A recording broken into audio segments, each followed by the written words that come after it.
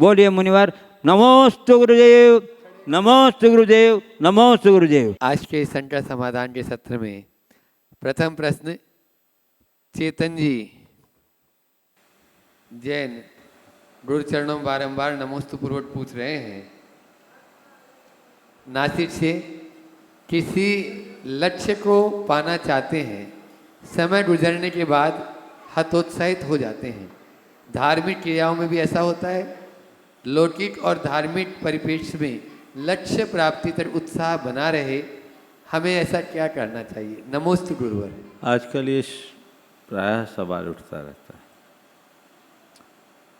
निर्धारित लक्ष्य को प्राप्त करना, उसके लिए सतत प्रयत्नशील बने रहना, अंदर के उत्साह को बनाए रखना, कंसिस्टेंसी बनाए रखना एक कठिन कार्य है, लेकिन ये असंभव नहीं। यदि व्यक्ति के अंदर आत्मविश्वास हो, लगन और निष्ठा हो, तो वह दुरूह से दुरूह लक्ष्य को बहुत आसानी से प्राप्त कर सकता है। मैं अक्सर ये बात बताता हूँ कि व्यक्ति को प्रोत्साहन से प्रेरणा मिलती है। कोई भी कार्य करे, हमें कोई प्रोत्साहित कर देता है तो हमें प्रेरणा मिलती है, ऊर्जा मिलती है, हम दुगनी शक्ति से अपने काम में जुटते हैं। लेकिन मेरे हर कार्य के लिए लोग मुझे प्रोत्साहित करें, ये संभव नहीं है। तो इसके लिए खुद को खुद से प्रोत्साहित करने की कला विकसित करनी चाहिए। और खुद को खुद से प्रोत्साहित करने के लिए क्या करें? अपने एक बड़े लक्ष्य को कई छोटे लक्ष्यों में बांट दें। आज से कुछ दिन पहले भी मैंने ये बात कही थी।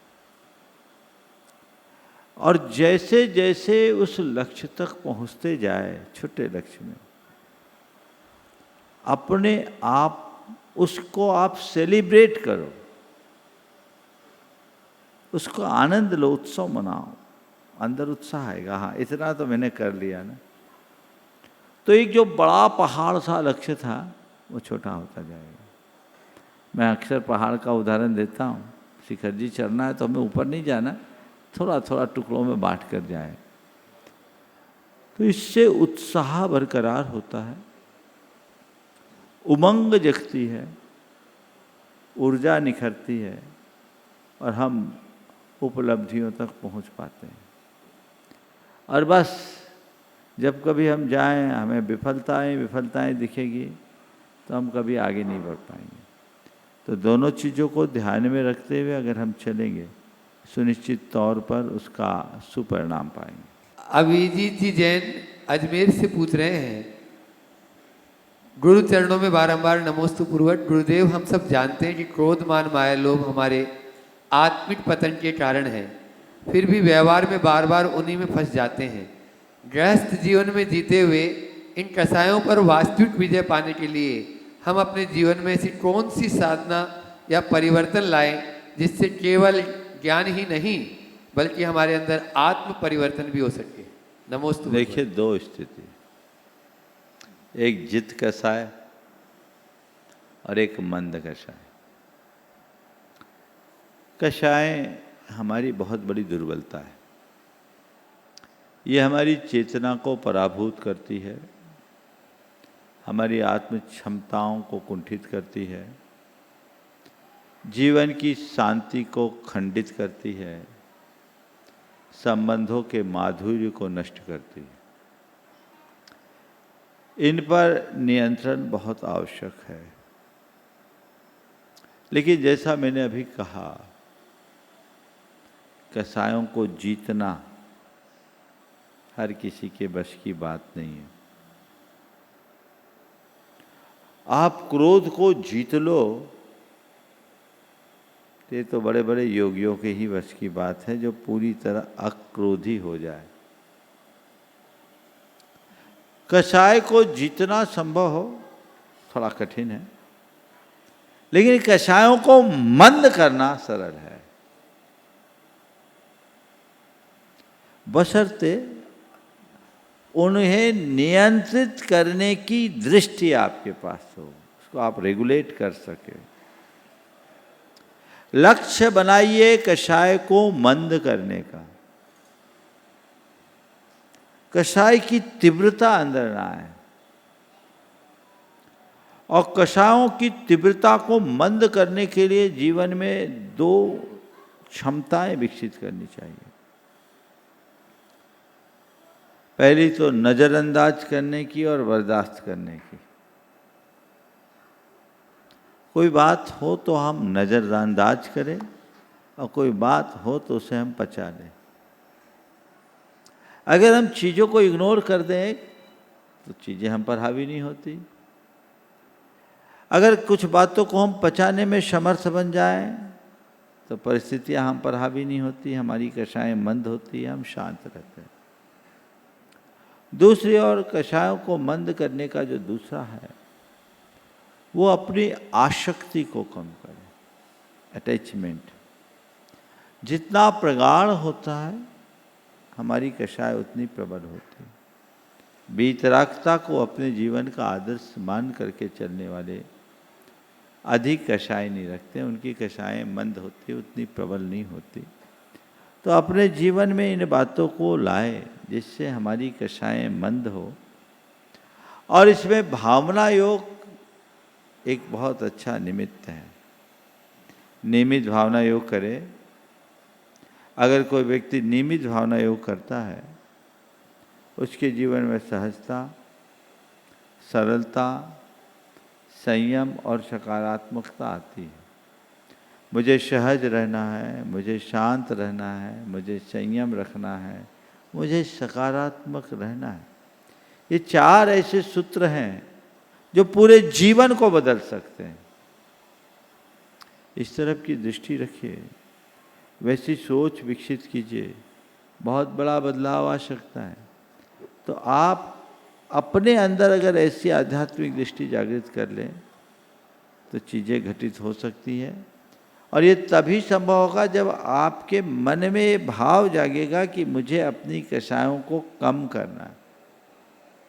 जब तक आप कषायों के प्रति जागरूक नहीं होंगे, कषायों पर नियंत्रण संभव नहीं होगा। दिल्ली से वरिष्ठ अधिकारी अनिल श्री जी वास्तव गुरु चरणों में प्रणाम करते हुए पूछ रहे हैं, सोशल मीडिया के आज के इस दौर में सब एक दूसरे से ऑनलाइन है, लेकिन स्वयं से ऑफलाइन है। स्वयं से ऑनलाइन होने के लिए कुछ टिप्स बताने की कृपा करें। देखिए, बाहर से कनेक्ट रहोगे तो खुद से डिस्कनेक्ट रहोगे, स्वाभाविक है। खुद से कनेक्ट होना है तो बाहर से डिस्कनेक्ट हो जाओ। ऑनलाइन होने के लिए कुछ नहीं करना, अपने सिस्टम को ठीक कर लो। अभी जो हमने अपने भीतर का सॉफ्टवेयर है ना,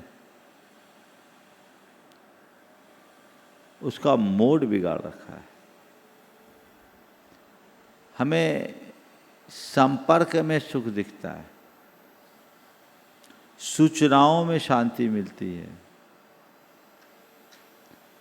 जानकारियों में हम अपने आप को कृतार्थ मानते हैं, सामग्री से हम अपने आप को सुखी मानते हैं। जबकि यथार्थ ये हमारे सुख के आधार नहीं है। खुद से खुद का नाता जोड़ने में जो आनंद है वो कहीं नहीं। जिस दिन ये बात हृदय में बैठ जाएगी, जीवन की धारा परिवर्तित होगी, फिर कुछ अतिरिक्त कहने की आवश्यकता और अपेक्षा नहीं होगी। पुष्पाजी गंगवाल, गुवाहाटी, आसाम, प्रत्यक्ष रूप से यहाँ पर उपस्थित है। नमोस्तु गुरुदेव, नमोस्तु गुरुदेव, नमोस्तु गुरुदेव। गुरुदेव, मेरा प्रश्न है कि मन बहुत मजबूत नहीं होता है, आत्मा बल को मजबूत कैसे बनाएं? मन को मजबूत करने के लिए मन को अच्छा सानिध्य दो, अच्छी भावनाएं भाव, अच्छा स्वाध्याय करो, अच्छी प्रेरणा मिलेगी, मन मजबूत होगा। तो जिससे मन को प्रेरणा मिले ऐसी संगति पर में रहो, ऐसा सानिध्य पाओ, ऐसा साहित्य पढ़ो और खुद बार बार बार बार बार मन को हम कुछ अच्छी प्रेरणाएं दें, मन मजबूत बने। कोई कुछ बोलने से मन में मतलब ऐसे आँख में पानी आ जाता है, कोई जोर से बोलेगा तो भी ऐसे मन में ऐसे आँख में पानी आ जाता है, तो आप ऐसे लगता भावना है योग कीजिए। आँख में पानी आता है, कर्म बंद होता है। नियमित भावना योग कीजिए, परिवर्तन आएगा। नमस्ते। सविता जैन झांझरी जोराट आसाम, गुरु चरणों में अपना प्रश्न करें। ब्रह्मचारी राजेंद्र प्रसाद जी दिल्ली, तैयार है। गुरु चरणों में त्रैबार नमोस्तु नमोस्तु नमोस्तु। महाराज श्री, मेरे मन में प्रश्न चलता रहता है कि जब तक मैं मंदिर में रहती हूँ तब तक मेरे भाव बहुत अच्छे रहते हैं, उसके बाद जब भी मैं मंदिर से घर की तरफ प्रस्थान करती हूँ तो भाव बदल जाते हैं। हमारे शंका का समाधान कीजिए। ये महाराज आपका श्री। ही नहीं, सबका ही होता। मंदिर में जो भाव होंगे वो घर में थोड़ी होंगे। घर में घर जैसे भाव होंगे, मंदिर में मंदिर जैसे भाव होंगे। हाँ, मंदिर का प्रभाव थोड़ी देर बने रहे, ये भगवान से रोज प्रार्थना करना शुरू करो कि भगवान आपके चरणों में आने के बाद मेरे हृदय में जो भाव होता है, आपसे दूर जाने के बाद वो नहीं रहता। मैं आपसे निवेदन इतना करती हूँ कि मैं भले आपसे दूर जाऊँ, आप मेरे पास बने रहो ताकि मेरा भाव बना रहे।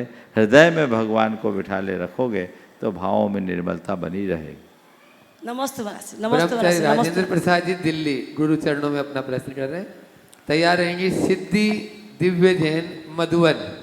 नमोस्तु गुरुदेव, नमोस्तु गुरुदेव, नमोस्तु गुरुदेव।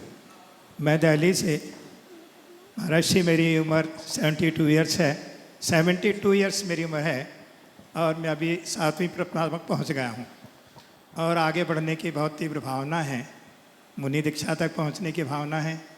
आपका आशीर्वाद की बहुत अभिलाषा करके आया हूं कि आपका आशीर्वाद मुझे मिले और मैं इस अपने लक्ष्य को प्राप्त कर सकूं, ये मेरी अंतिम अभिलाषा है और इसकी अभिलाषा के लिए आपका आशीर्वाद ग्रहण करने आया हूँ। एक प्रश्न इसके साथ जुड़ा हुआ है कि हम जो पहाड़ की परिक्रमा करते हैं, पहाड़ की जो परिक्रमा करते हैं, एक परिक्रमा या और अधिक परिक्रमा करने से क्या लाभ है और इससे क्या फर्क पड़ता है? देखिए, पहले तो जो आपने भावना व्यक्त की, हर व्यक्ति की यही भावना होनी चाहिए कि मेरा अंत निर्गंथ मुद्रा के साथ हो। अपने शरीर के सत्व के अनुरूप भावना भाइये, और मैं भी भावना भाता हूँ कि आपकी भावना जल्दी साकार हो। नमोस्तु। ये तो निर्भव को सफल करने का एक आधार ही है। भविष्य सारम किम किल व्रत धारणम च, व्रतों का धारण करना ही इस भाव का सार है। आपने सवाल किया पहाड़ की परिक्रमा हम कितनी करें, ये तो वंदना है। परिक्रमा भी एक प्रकार की वंदना है। जितनी शक्ति उतनी करो, कम से कम एक तो कर ही लो। अब 1, 3, 5, 7 क्यों करते हैं, ऊनी क्यों करते हैं, उसके पीछे एक मनोविज्ञान है कि धर्म का काम ऊना करो ताकि दोबारा आके पूरा करने की भावना बनी रहे। मेरी भावना भी ऊनी है, पूनी मुझे करनी है, फिर आना है, इसलिए वो ऊन करते हैं। ऐसी परिपाटी है, बाकी और कोई बात नहीं। नमोस्तु, नमोस्तु। सिद्धि दिव्य जैन मधुवन, गुरु चरणों में अपना प्रश्न करें। ब्रह्मचारिणी बहन प्रांजल जैन गुना, तैयार रहें। गुरुवर के चरणों में बारंबार नमोस्तु नमोस्तु नमोस्तु। मंच पर जितने भी गुरु विराजमान हैं उनके चरणों में बारंबार नमोस्तु नमोस्तु नमोस्तु। गुरुवर, जब हम पढ़ाई कर रहे होते तब हमारा दिमाग एक जगह स्थिर नहीं रहता। रोज भावना योग करो बेटा, और जब पढ़ाई करने के लिए बैठो तो 3 बार ओंकार की नाद करो। गहरी सांस भर लो छाती में, आंखें बंद करो और बोलो ओम।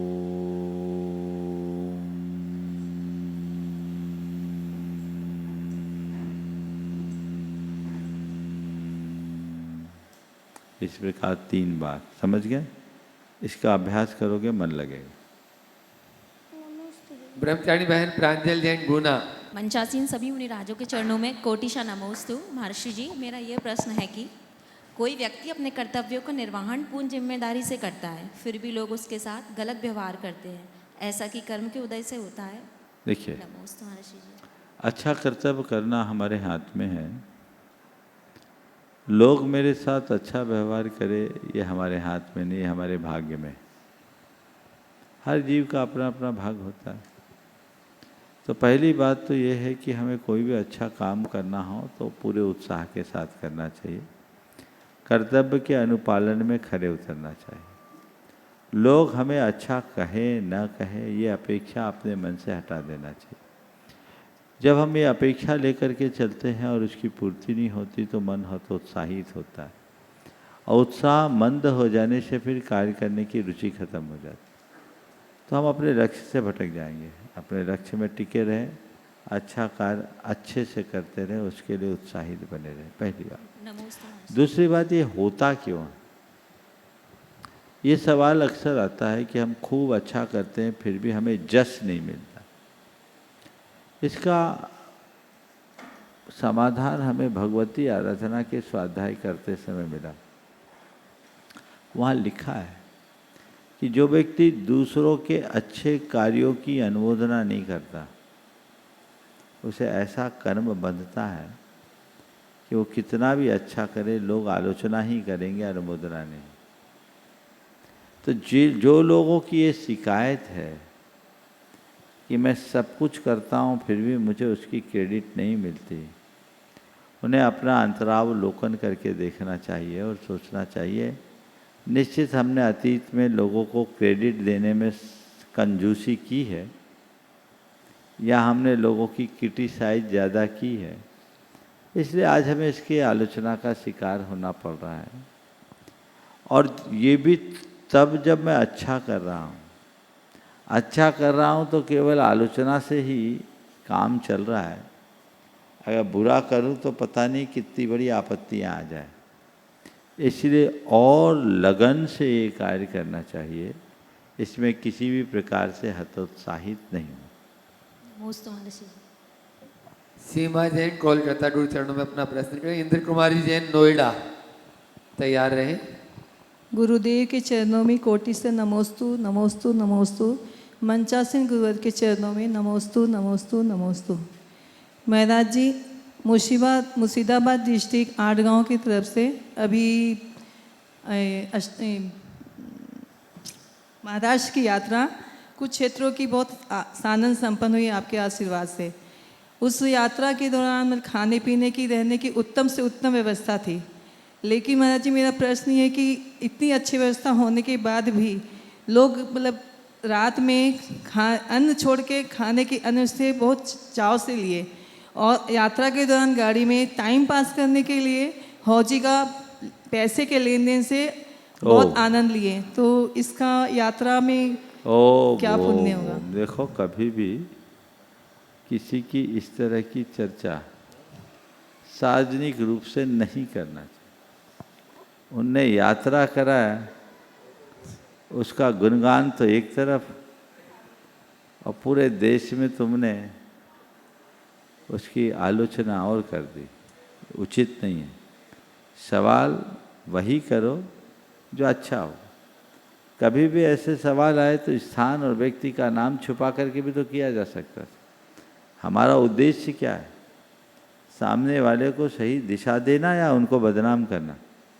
आइंदा ध्यान रखो, कभी ऐसे प्रश्न नहीं करो। और महाराज जी के पास जब तक प्रश्न ना आए तो उनको बुलाओ मत। जिनके प्रश्न आए उनको बुलाओ, जिनके नाम आए उनको मत बुलाओ। क्या बोलना, कैसे बोलना, इस मंच का सबको स्मरण रखना चाहिए। तीर्थ यात्रा करें, अच्छी बात है। इस सवाल को ऐसे भी पूछा जा सकता है कि कई लोग तीर्थ यात्राएं करते हैं और तीर्थ यात्रा के दौर में भी लोग रात में अन्न छोड़कर और चीज़ें खाते रहते हैं या हौजी हौजी खेल लेते हैं। क्या उचित है? तो उत्तर हो जाता है। पहले तो मैं सभी से कहूँगा कि जब भी तीर्थ यात्रा करो तो तीर्थ यात्रा को तीर्थ यात्रा करो, उसे एक सैर मत बनाओ। और ऐसी तीर्थ यात्रा करा के आप पुण्य की जगह पाप ही अर्जित करोगे। तीर्थ यात्रा एक अलग भाव दशा से भर करके करनी चाहिए, जिससे हमारे हृदय की विशुद्धि बढ़े, मन की प्रसन्नता हो।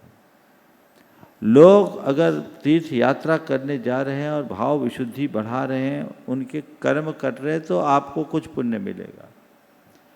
और लोग मौज मस्ती कर रहे हैं तो उनके पाप के भागीदार भी वो कराने वाले बनेंगे। तो कहीं के भी आयोजक हों, अच्छे आयोजन करने के लिए मैं उन सबको प्रोत्साहित करना चाहूँगा, लेकिन उन्हें इतना विवेक रखना चाहिए कि हम तीर्थ यात्रा के दौरान कहीं असंयमी तो नहीं हो रहे हैं, हमसे कहीं गलतियां तो नहीं हो रही, हम पाप के अनुमोदक तो नहीं बन रहे। तीर्थ यात्रा विशुद्धि के साथ, जब भी तीर्थ यात्रा करो सबसे उत्तम तो है कि तीर्थों में आप एकासन से रहो। एकासन से नहीं रह सको तो चलो रात्रि में चारों प्रकार के आहार का त्याग करो। तीर्थ यात्रा के दौरान आप पूजा पाठ विधान में अपना समय निकालो, गाड़ी में भजन भक्ति करो, जप संकीर्तन करो, नमोकार जपो, घर परिवार व्यापार धंधा सब छोड़कर निकले हो, पुण्य कमाओ, पुण्य लूटने का अवसर मत गमाओ। जब ये दृष्टिकोण रहे तो तीर्थ यात्रा का आनंद बहुत अच्छा होता है।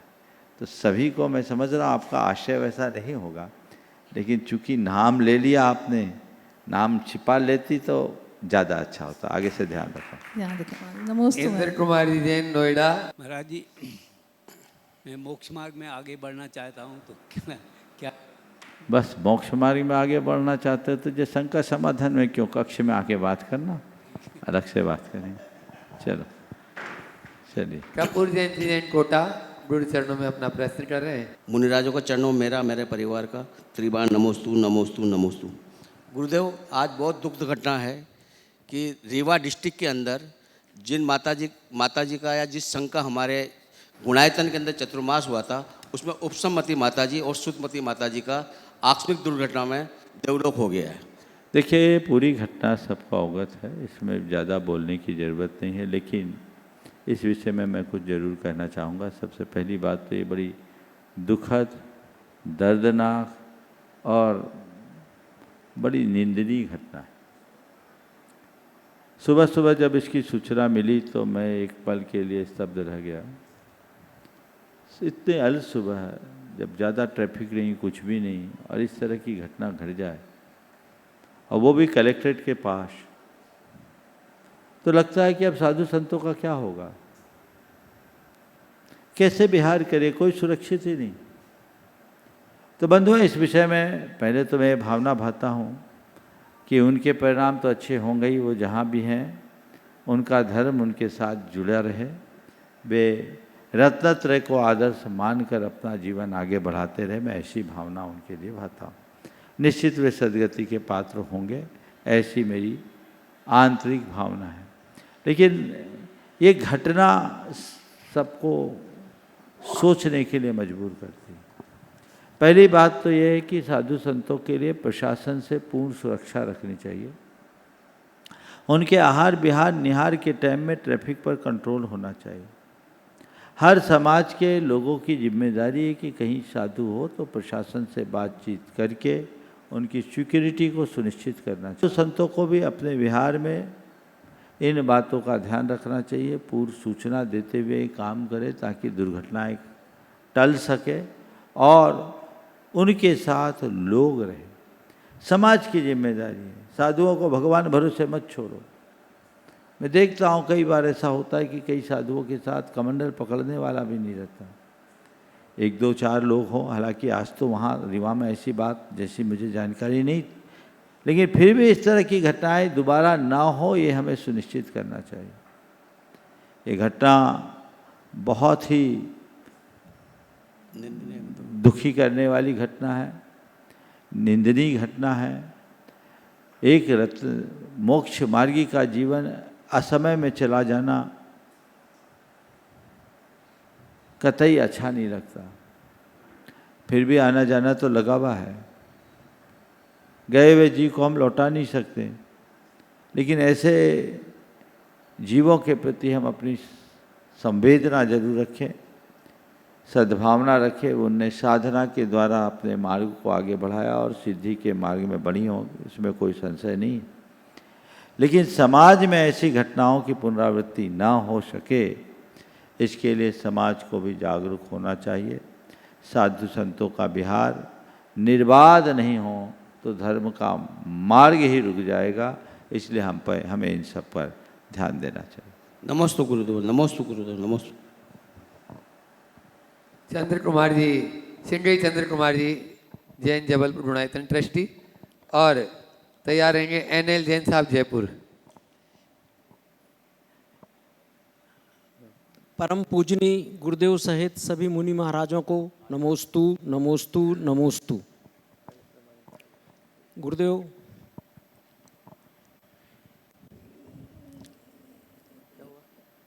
गुरुदेव, सादगी एवं सरलता में क्या अंतर है? सादगी और सरलता में क्या अंतर है? और सादगी और सरलता, यदि सादगी से यदि सरलता है और सरलता से यदि सादगी है, तो ये आत्मानुभूति में कितनी मदद करते हैं? देखो, जिसमें सरलता होगी उसमें सादगी होगी, पर जहाँ सादगी हो वहाँ सरलता हो ये कोई ज़रूरी नहीं। जी। सादगी बाहर दिखती है, सरलता भीतर होती है। कई बार व्यक्ति के जीवन में सादगी दिखती है लेकिन उसका उद्देश्य कुछ दूसरा होता है। जी। हमारे यहाँ कहावत में बगुला है। बगुला को जब वो ध्यान मग्न होता है तो बड़ा एकाग्र दिखता है, सादगी की प्रतिमूर्ति, लेकिन उसके मन में कुटिलता होती। तो सादगी बाहर से दिखाई देने वाली चीज़ है और सरलता भीतर पनपने वाला तत्व है। हम सरल बने, सादगी को अपने जीवन का आदर्श बने। नमोस्तु नमोस्तु नमोस्तु। NL जैन साहब गुरु चरणों में अपना प्रश्न करें, गुणायतन जयपुर। मंचासीन सभी गुरुओं को सादर नमन वंदन। महाराज श्री, दो शब्द हैं, एक स्पृहा और एक लालसा। लगते तो हैं दोनों एक जैसे भी हैं और दोनों में विभिन्न भी हैं, तो महाराज जी थोड़ा इसमें आप प्रकाश डालें। देखो, सामान्य रूप से देखा जाए तो स्पृहा और लालसा एक से दिखते हैं, लेकिन स्पृहा कई बार सकारात्मक और रचनात्मक भी हो जाती है, पर लालसा प्रायः नकारात्मक ही होती है। स्पृहा किसी वस्तु, किसी व्यक्ति से जुड़ने की भी हो सकती है और किसी लक्ष्य को पाने की भी हो सकती है, पर लालसा प्रायः धन, पैसे, विषय भोग, यश, नाम, प्रतिष्ठा, ख्याति, इनकी प्रबल होती है। लालसा मनुष्य को भीतर से बेचैन करती है। स्पृहा अंदर से प्रेरणा भी दे सकती है। अगर मेरे अंदर मोक्ष की स्पृहा न हो तो मैं मोक्ष मार्ग में नहीं लगूं, लेकिन ये स्पृहा प्रेरणा बनती है तो प्रगति का आधार बन जाती है। लालसा प्रायः, जैसा मैंने कहा, भोगों के प्रति, पैसों के प्रति, दुनियादारी के प्रति होती है, तो वो मनुष्य को भटकाती है, वो तृष्णा को बढ़ाती है। तो हम अपनी लालसा को शांत करें और स्पृहा को मोड़ें तो जीवन आगे बढ़े। नमोस्तु महाराज श्री।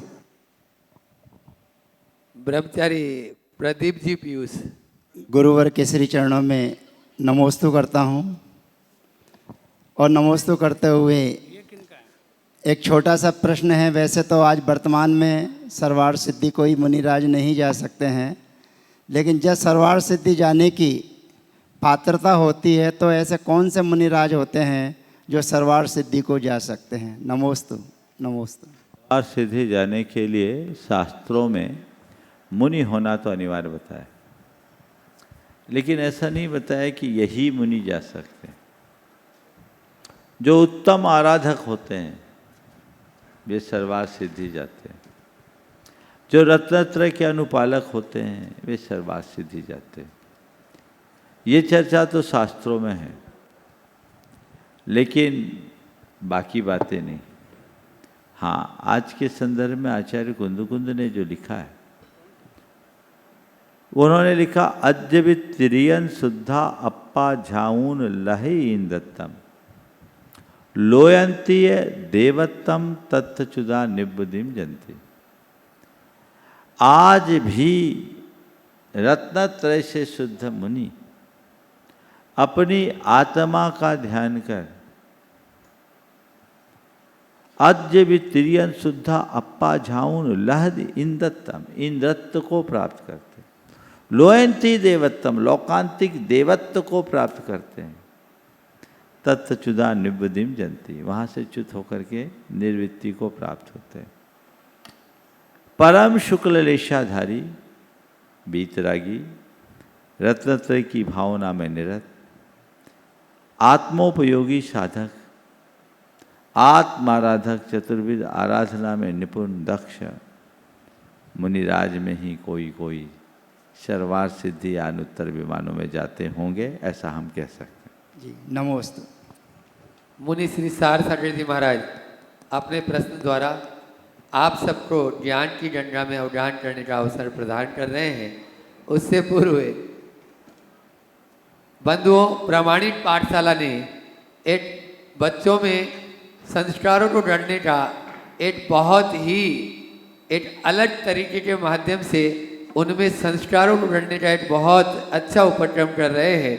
और न केवल देश में ही अपितु विदेश NRI पाठशालाओं के माध्यम से भी अनेकों स्थान पर आज बहुत सफल पाठशालाएं चल रही है। प्रामाणिक पाठशाला में इस वर्ष एक विशेष समर क्रैश कोर्स का शुभारंभ कर रहे हैं। पंच कल्याण पर आधारित एक अनोखी एवं अनुभवात्मक यात्रा नई AI तकनीक और रचनात्मक प्रस्तुति के माध्यम से बच्चों को मुक्ति की सवारी एक आध्यात्मिक ट्रेन यात्रा के रूप में करवाई जाएगी, जहां हर स्टेशन गर्भ जन तप ज्ञान और मोक्ष कल्याण को अत्यंत रोचक संगीतमय भावपूर्ण तरीके से अनुभव कराया जाएगा।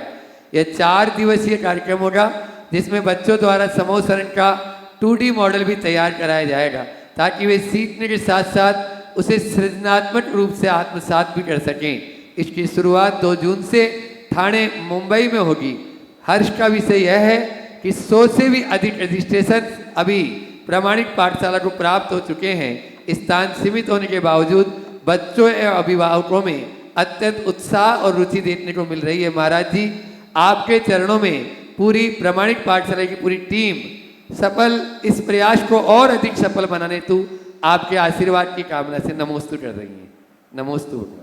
ओह, निश्चित प्रामाणिक समूह बहुत अच्छा कार्य कर रहा है और सभी को ऐसे कार्यों का लाभ लेना चाहिए। तकनीक के माध्यम से बच्चों को धर्म का ज्ञान देने का जो तरीका अपनाया है वो अपने आप में अद्भुत है। मैं जो झलक देख रहा हूँ उसे देखकर मन बहुत हर्षित है।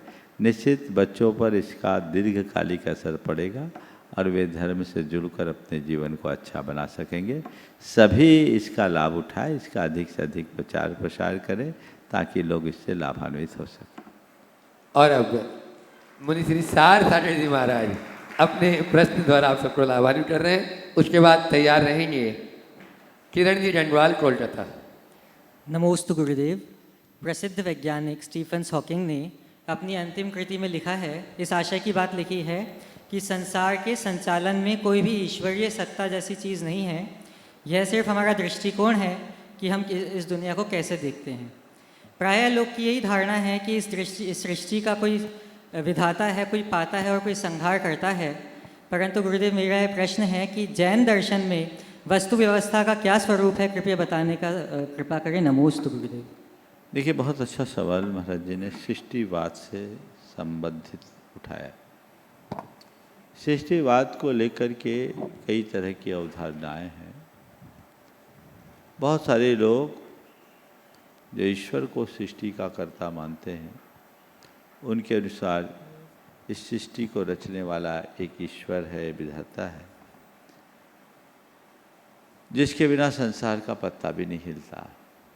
हमारा जन्म मरण सुख दुख उत्थान पतन सब कुछ उसके हाथों होता है, उसी से नियंत्रित और संचालित होता है। जैन दर्शन की इस विषय में स्पष्ट उद्घोषणा है कि सृष्टि शाश्वत है। जैन दर्शन ये बात स्पष्ट तौर पर कहता है, न सतो विद्यते भाव, न भाव विद्यते सत। असत की उत्पत्ति नहीं होती और सत का कभी विनाश नहीं होता। जिसका अस्तित्व है वो सदा से है, सदा रहेगा। और जिसका अस्तित्व ही नहीं वो कभी उत्पन्न भी नहीं हो सकता। ये चक्र चलता रहता है, इसे कोई रोक नहीं सकता। तो फिर सृष्टि में परिवर्तन कैसे होता है? जैन दर्शन कहता है कि सृष्टि में जितनी भी वस्तुएं हैं वे सब परिणमनशील हैं, उनमें स्वाभाविक परिवर्तन होता है और उसके पीछे उनमें 3 कारक है, उत्पत्ति, विनाश और स्थिरता, जिसे शास्त्रों में उत्पाद, व्यय और द्रव्य कहा है। प्रत्येक वस्तु में प्रति समय कुछ न कुछ उत्पत्ति होती है, नई नई अवस्थाएं उत्पन्न होती हैं और जिस समय नई अवस्था उत्पन्न होती है उसी समय उसकी पुरानी अवस्था विनष्ट होती है। नई की उत्पत्ति और पुराने के विनाश के मध्य भी वस्तु का मौलिक स्वरूप अक्षुण्ण बना रहता है, जिसे स्थिरता या ध्रुव कहते हैं। पर इसके निमित्त से वस्तुओं में परिवर्तन होता रहता है और वस्तुओं का परिवर्तन ही सृष्टि का परिवर्तन है। समझने के लिए एक बालक युवा हुआ, बालपने का विनाश हुआ, यौवन अवस्था की उत्पत्ति हुई, लेकिन जीव तो वही है। मिट्टी से घड़ा बना, मिट्टी मिट्टी, घड़ा की उत्पत्ति हुई, लेकिन मिट्टी दोनों में है। तो चीजें बनती है, बदलती है, पर उसका मूल स्वरूप अक्षुण्ण बना रहता है। परिवर्तन में स्थिरता, ये जैन दर्शन की विशेषता है। जैन दर्शन में वस्तु को सत कहा है और सत के लिए कहा है उत्पाद, व्यय, द्रव्य युक्तम सत। दार्शनिक शब्दावली में इसे ही कहते हैं त्रिलक्षण परिणामित्व, जिसमें उत्पत्ति, विनाश और स्थिरता तीनों बनी रहे।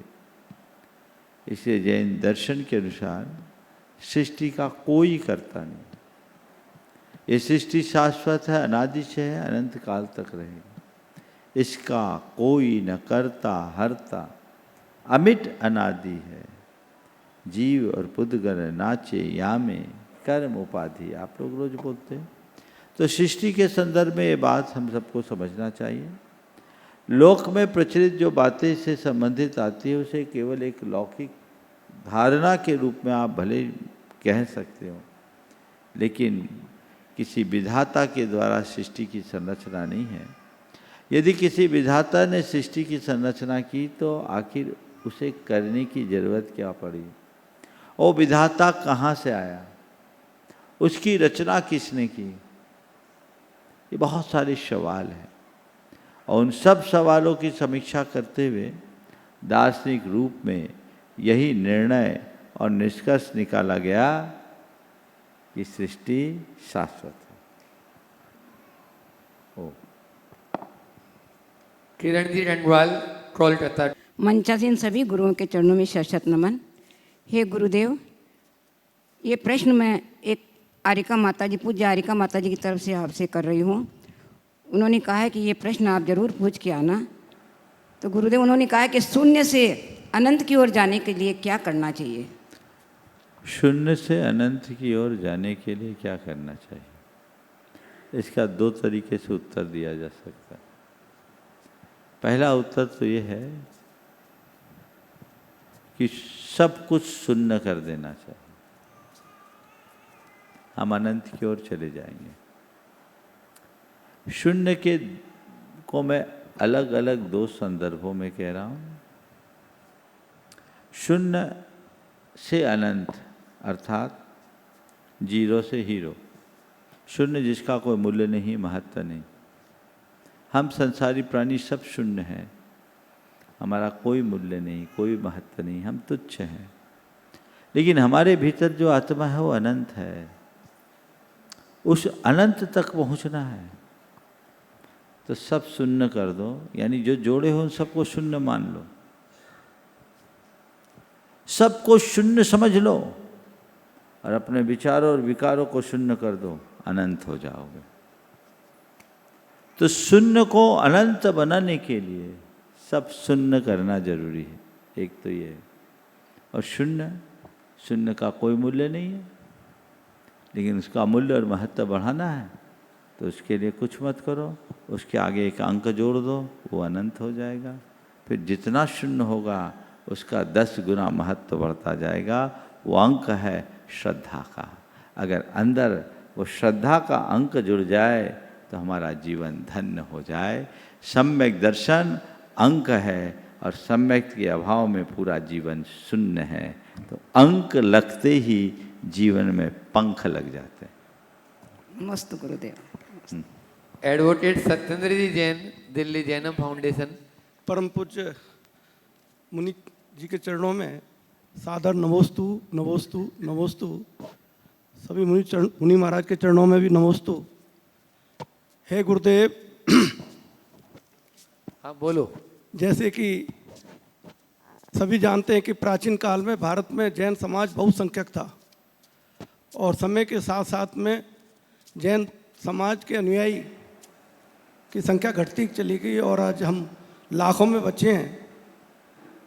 इसी बीच में जब पता लगा कि ऐसे जाति समूह भारत देश में हैं जिनकी जड़त्व में जैनत्व है जड़ों में, तो सराक जाति जैसे झारखंड, बंगाल, उड़ीसा में है। हमारी संस्था पिछले कई दशकों से इनके उत्थान के लिए कार्य कर रही है।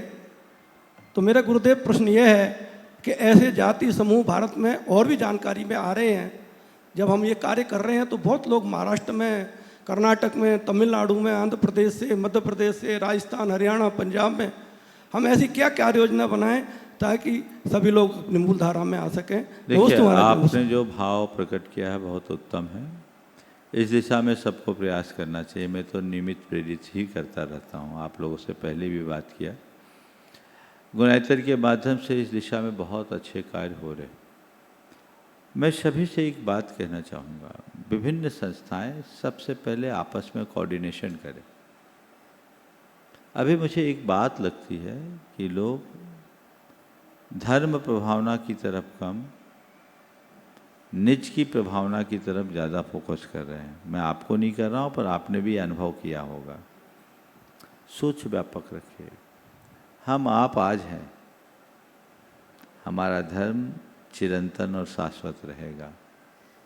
और हम अपने लिए कुछ कर नहीं रहे हैं, हम तो आने वाली पीढ़ियों के लिए करना चाहते हैं।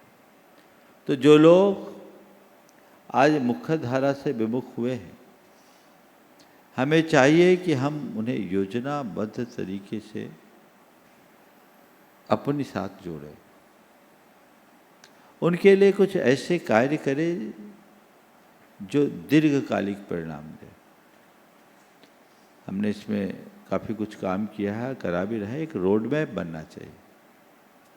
और मैं तो सभी संस्थाओं का आह्वान करूंगा, सबका साथ लेना चाहूँगा कि इस पूरे के पूरे प्लान में आप भी अपने सुझाव दो और एक खाका खींचो और काम बांट लो, तो काम अच्छा होगा।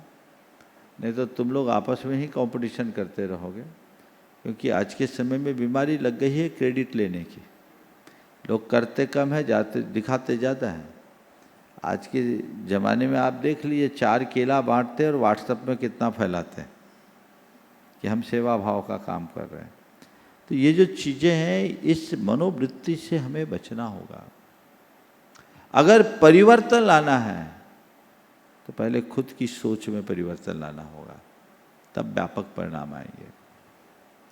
हमने एक चीज़ बहुत निकटता से अनुभव किया है कि हमारी समाज में दान की भावना तो प्रबल है, पर सेवा भावना में समाज बहुत पीछे है।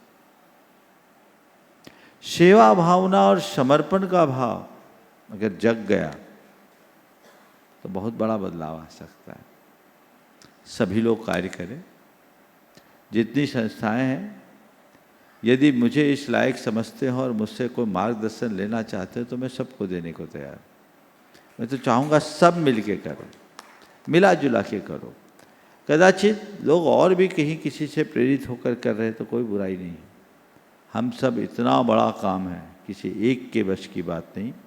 मैं तो चाहूँगा कि आज के समय में मैंने पिछले साल आचार्य गुरुदेव के दीक्षा दिवस के दिन 4 बातें घोषित की थी और उसी पर काम कर रहा हूँ। जैन बनाओ, जैन बढ़ाओ, जैन बसाओ और जैन बचाओ। इस फार्मूले पर काम करो। जो जैनी है उनको पक्का जैन बनाओ, जो जैनी है उनको आगे बढ़ाओ, संख्यात्मक रूप में और गुणात्मक रूप में। जैन है उनको प्रोटेक्ट करो, जैनत्व को बचाने का प्रयत्न करो और जैनों को बचाओ। हर व्यक्ति के हृदय में जैन बस जाए, हमारा काम पूरा हो जाएगा। 44 लाख आज हम कुल हैं। कल नाम शेष होते कितना दिन लगेगा। जो TFR है बहुत चिंतनीय है, बहुत कम है। हमारी प्रजनन दर बहुत कम हो गई। यदि यही सब चलता रहा तो चीज़ें हाथ से निकल जाएगी। इसलिए आज धर्म भावना का सबसे महत्वपूर्ण पक्ष यदि कोई है तो यही है कि हम अपनों को अपने से जोड़ें। उन सब के हृदय में मूलभूत तत्व की प्रतिष्ठा हो सके ताकि आने वाले वर्षों तक जैन धर्म की प्रभावना बनी रहे। ओम शांति। आज के सत्र को यहीं पर विराम।